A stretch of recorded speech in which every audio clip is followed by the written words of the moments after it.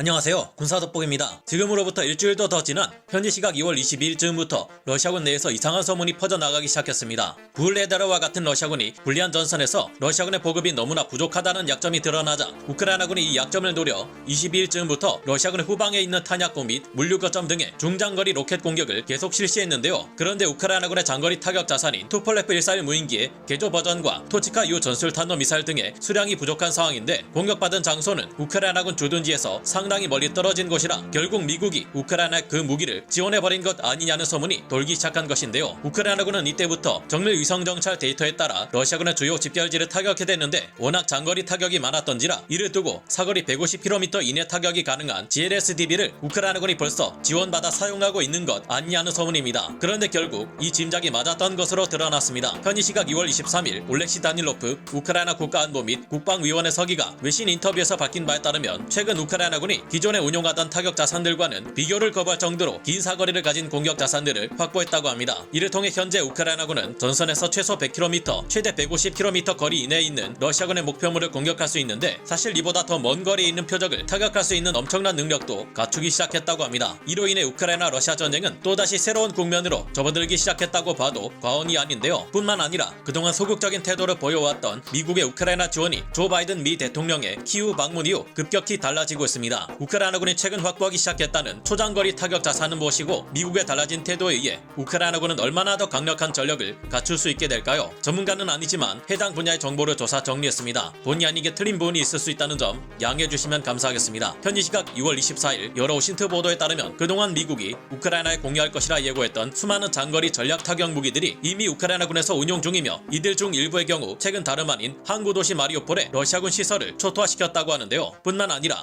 아조프의 연안에 있는 항구인 베르단스크와 크림반도 입구로 알려진 아르미안스크 등에도 우크라이나군의 중장거리 포격이 이어졌습니다. 이 지역들에서는 러시아군의 지휘소 및 탄약고와 러시아군 병력들이 집결하고 있는 수경지 등이 우크라이나군의 장거리 타격을 받고 큰 피해를 입었는데요. 마리우폴 시청의 페트로 안드로셴코 시장 선임 고문이 밝힌 바에 따르면 최근 마리우폴에서 3번이나 되는 대규모 폭발이 일어났고 이에 따라 러시아군이 주둔하고 있는 마리우폴 비행장, 아조스탈 제철소 인근, 러시아군 집결지 등이 초토화되었다고 합니다. 이와 같은 러시아군의 목표물들을 타격하는 데 사용되고 있는 무기는 바로 사거리 150km의 타격 능력을 가진 GMLRS-ER 유도 로켓 그리고 GLSDB 지대지 유도 폭탄인 것으로 드러났습니다. 이들은 모두 M14 하이마스 다연장 로켓이나 M270 MLRS를 통해 발사할 수 있는 무기들인데 150km 밖에서 발사되는데도 불구하고 운영 공산 오차가 고작 수미터 정도에 불과할 정도로 정확한 타격이 가능한 것으로 알려지고 있습니다. 이들 로켓은 단순 고폭탄 버전만 있는 것이 아니라 이중 목적 고폭 자탄 수백 발에서 수천 발을 내장해 축구장 크기의 넓은 면적에 퍼져 있는 러시아군을 한꺼번에 침묵하게 만들 수 있는 광역 제압 무기로 쓸 수도 있는데요. 그런데 이뿐만 아니라 우크라이나 공군의 전술기들이 최신형 항공 정밀 유도 폭탄인 합동 정밀 직격탄 제이담 ER까지 사용할 수 있게 되기 이르면서 전선의 러시아군은 이제 정말 큰일 난 상황입니다. 제이담은 마크 80 시리즈의 무유도 폭탄에 GPS INS 유도 방식으로 정밀 유도가 가능한 키트를 부착해 유도가 가능하게 만든 항공 폭탄입니다. 기존의 마크 80 시리즈 폭탄을 재활용할 수 있다는 장점에 유도 키트의 생산 단가가 저렴해서 전 세계 27개국이 이 제이담을 사용 중이고 생산량은 무려 26만 발에 이르는데요. 기존 제이담의 경우 사거리가 24km에 그쳤고 이 정도만으로도 러시아군 방공 시스템이 대응하기 어려운 고고도에서 항공폭탄을 떨어뜨려 그들의 방어선을 박살내버릴 수 있습니다. 그러나 제이담 ER의 경우 사거리가 무려 72km까지 늘어났기 때문에 미사일이 아닌데도 불구하고 더욱 먼 거리에서 장거리 타격이 가능하며 화력 또한 엄청난데요. 우리 군의 KGGB 유도폭탄 역시 한국판 제이담 ER이라 불리는 항공 유도폭탄입니다. 제이담 ER 키트는 꼬리 부분의 날개 외에도 비행시간을 늘리기 위해 항공기의 주 날개와 비슷한 날개가 펼쳐지며 날아가는 독특한 구조를 띠고 있습니다. 제이담의 약점은 GPS를 통해 유도되기에 전자전 재밍 교란에 약하다는 것이지만 현재의 러시아군 상태를 보면 제이담을 재밍할 수 있는 장비를 전선에 대량으로 동원하기 어려울 것으로 보입니다. 이 영상에서는 우크라이나군의 소-24 공격기 2대가 저공 비행을 통해 러시아군의 전차 2대에 접근해 폭파시키는 모습을 볼 수 있는데요. 공격이 정확히 명중했지만 이 같은 적어도 공격은 러시아군 보병들의 휴대용 지대공 미사일과 대공포 등에 노출되기에 위험한 작전입니다. 그러나 우크라이나군이 항공기들을 통해 제이담 ER을 고고도에서 본격적으로 투발하기 시작하면 위험을 감수할 필요가 없기에 전술기들이 무사히 귀환할 확률이 크게 올라갈 것이며 폭격에 동원될 수 있는 우크라이나군의 전술기 숫자가 확연히 많아질 것이기에 러시아군은 엄청난 피해를 각오해야 할 상황입니다. 그런데 한 가지 문제가 있습니다. 2월 24일을 기준으로 우크라이나 공군은 하루에 고작 13소티에서 17소티를 달성하는 것이 전부이며 러시아 공군에서는 당시부터 대규모의 항공기를 동원해 공습을 준비하고 있다는 정보가 나오기 시작했기 때문인데요. 이때부터 러시아 공군의 하루 소티는 약 100회를 넘기고 있습니다. 우크라이나 공군이 제공권을 빼앗기지 않았음에도 하루 쏘티 횟수가 이처럼 크게 줄어든 이유는 항공기들의 손실이 적지 않고 정비상의 문제점을 극복하기 어렵기 때문인데요. 현재 우크라이나는 세계 여러 국가 정부에게 서방제 전투기를 지원해달라 요청하고 있는데 그 배경에는 이처럼 힘든 상황에 처해 있는 우크라이나 공군의 운용상 문제가 있었습니다. 다행인 것은 러시아가 하루 100소티를 넘길 정도로 대규모의 항공 전력을 동원하고 있는데도 불구하고 눈에 띄는 전과가 없다는 것입니다. 러시아군이 이처럼 대규모 항공기를 동원하면서도 전과를 내기 어려운 이유는 하늘에서 날아다닌다는 것만 다를 뿐 사실상 지상군에 예속되어 있는 공중포병이나 다름없는 존재가 러시아 공군 전술기들이기 때문인데요. 러시아군 포병의 포격은 항상 한 발 느는 경우가 대부분이며 이 점은 공중포병, 러시아 공군 전술기들도 똑같은 상황이라 폭격을 퍼붓고 나면 그 자리에는 이미 우크라이나군 목표물이 없는 경우가 허다하다고 합니다. 게다가 우크라이나군은 방공 시스템을 4문에서 6문을 하나로 묶어 집중 배치하고 있습니다. 우크라이나군은 현재 소련제 9K-38 부크 야전 방공 시스템과 6연장 지대공 미사일을 사용하는 9K-33 5사 방공 시스템을 갖추고 있으며 꽤나 촘촘한 야전 방공망을 이루고 있기에 러시아 공군 전술기들에도 큰 위협으로 작용하고 있는 상황입니다. 원래 계획대로라면 러시아군 포병이 이 같은 우크라이나군의 방공 시스템들을 포격해서 제압해줘야 하지만 현재 전장에서 러시아군 포병은 오히려 우크라이나군 포병에 압도당하고 있기 때문인데요. 여기에 더해 이제는 서방제 방공 시스템인 패트리어트, 나삼스, 아이리스-T SLN, 호크 미사일 등이 지원되고 있어 러시아 공군의 대규모 집결은 앞으로도 큰 전과를 내기는 어려울 것으로 보입니다. 게다가 바이든 미 대통령이 우크라이나의 수도 키이우를 방문한 직후 그리고 미네 남북 회담이 진행된 이후부터 미국이 다시 적극적으로 우크라이나를 지원하기 위해 태도를 바꾸고 있습니다. 현지 시각 2월 22일 로이터 통신은 바이든 미 대통령이 다녀간 다음날 미 의회 대표단을 동반한 채 키이우를 방문한 미 마이클 맥카울 하원 외교위원장을 인용해 미국이 우크라이나군에게 300km 이내 타격이 가능한 에이테킴스 전술탄도 미사일과 전투기를 지원하는 쪽으로 방향을 급격히 선회하고 있다고 보도했습니다. 마이클 맥카울 하원 의원은 미 행정부의 이견이 장거리 미사일과 전투기를 우크라이나에 공급하는 쪽으로 급격히 기울었고 지금 당장이라도 우크라이나 전투기 조종사를 훈련시킬 준비가 되어 있습니다. 조만간 이와 관련한 발표가 있을 것입니다라는 언급을 남겼습니다. 미국은 내년 2024년까지 M1 에이브람스 전차 31대를 생산해 지원하겠다고 했지만 이에 대해 미국 국민들은 너무 늦다며 지원할 거라면 지금 당장 줘야 한다고 주장하고 있는데요. 이에 따라 미군의 치장 물자 중 일부를 복원시켜 M1 에이브람스 전차를 우크라이나에 지원하는 방안을 검토 중입니다. 전투기 지원이 생각보다 빨리 진행되고 있지 않다는 점은 답답하지만 향후 F-16을 비롯한 서방제 전투기들이 지원될 가능성 또한 크게 높아지고 있는데요. 당장 전투기를 지원해주지는 못하고 있지만 그 대신 현지 시각 2월 22일 미 국방부와 보잉이 사거리 72km의 JDAM-2R 공급 계약을 우크라이나와 체결했고 이미 우크라이나 공군 전술기들 중 미그-29 전투기와 수-24 공격기에 이 JDAM-2R을 통합하는 인테그레이션 작업이 진행 중입니다. 덕분에 우크라이나 공군 전술기들의 장거리 폭격 능력이 크게 늘어나고 있는데요. 이미 우크라이나 공군 전술기들은 이 외에도 AGM-88 함, 대레이더 미사일을 통해 러시아군 방공망을 마비시킬 수 있는 상태이고 70mm APKWS 유도 로켓을 통해 가성비 높은 항공 폭격 또한 가능한 상태입니다. 이는 향후 서방에서 F-16 전투기가 지원되면 이들은 제공권을 장악하는 임무에만 집중할 수 있게 해줄 것이고 서방제 전투기들과 구소련제 전투기, 공격기들의 유기적인 통합 운용이 가능하게끔 만들어줄 것으로 보입니다. 그런 만큼 서방 국가들에서 하루빨리 F-16 전투기를 우크라이나군에 지원해주고 하루빨리 우크라이나 공군의 F-16 전투기가 러시아군 방어 진지를 초토화시키고 있다는 소식이 들려오기를 기원해봅니다. 오늘 군사 돋보기 여기서 마치고요. 다음 시간에 다시 돌아오겠습니다. 감사합니다. 영상을 재밌게 보셨다면 구독, 좋아요,